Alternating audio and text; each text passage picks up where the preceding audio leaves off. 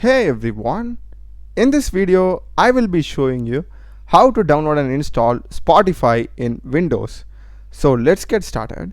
So first thing, just come to search and type store. You'll be having the Microsoft Store over here. Just click on open.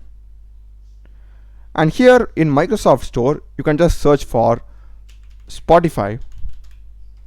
And you'll be having this Spotify music and podcast. Select that. And this is the official one, Spotify AB, and it has around 30,000 ratings. That's insane. And just click on install.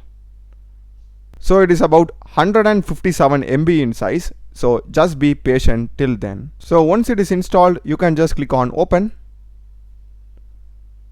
and that's it. You will be having the Spotify interface. You can just click on login or create an account and just start listening to any music of your choice. I hope you would have found this video useful.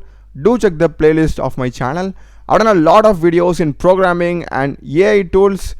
Subscribe me. Thanks for watching.